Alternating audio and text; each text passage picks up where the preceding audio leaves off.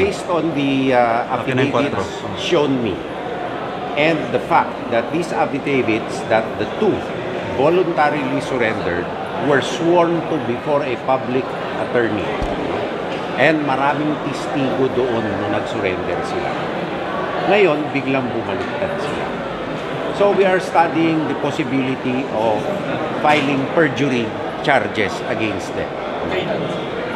Pagkatapos na nabuo ng kaso, ipafile namin sa appropriate authorities para ito'y maimbestigahan. Kasi kahit na ang Chief Public Attorney, si Atty. Acosta, nando doon at inasiguran niya na walang coercion na nangyari. Yung stepfather nung isang babae na nando doon ay nandun mismo. At tinanong niya ang kanyang stepdaughter kung gusto nga ng private counsel, ayaw daw. Pagkatapos biglang babaliktad. The best evidence talaga is evidence kung sino ang promotor at kulong. Ay tutuloy-tuloy ito, natural. Not only me, but the appropriate agencies. And so it was obvious to discredit the Of course. Bakit tiniming kahapon? Bakit budget hearing namin ngayon? Bakit gagawin yun pagbaliktad na dramatiko doon sa press conference? Obvious naman to sa akin Pag-uusapan na po ba ito? There is the National Task Force West Philippine Sea. Sila po nag-uusap-usap tungkol dyan.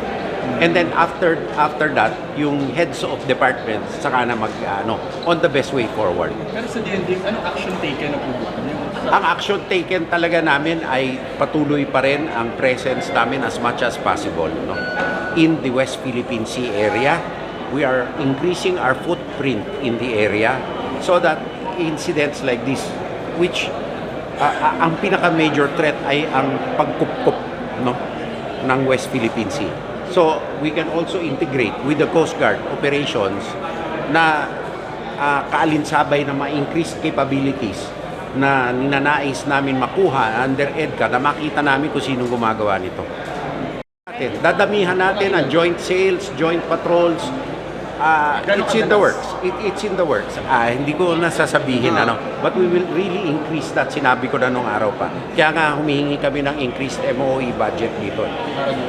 Sec, ask ko lang po, ano po yung magiging tulong ng France sa atin? I think nag-usap po kayo kanina with France. Ano po yung magiging tulong ng France sa atin in terms of our defense strategy?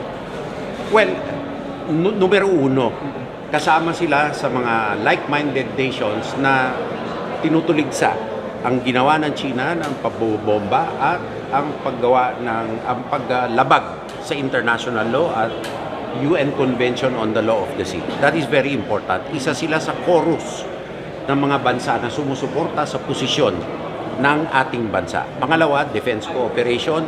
Pangatlo, sa pag-establish ng posibleng defense industries dito sa ating bansa. Are we talking about possible procurement ng mga materials, submarines, whatever po? Hindi specific yon dahil may proseso para doon. Sinabi ko na nga, pinare-horizon natin sa ating armed forces kung anong kinakailangan nila sa bagong horizon, batay sa bagong strategy na inaayos namin at all open sa lahat ng may kakayahan na mag-provide ng equipment na pinakamagandang kalidad, supportable natin, interoperable sa atin at sa ating mga kaalyado at the best value.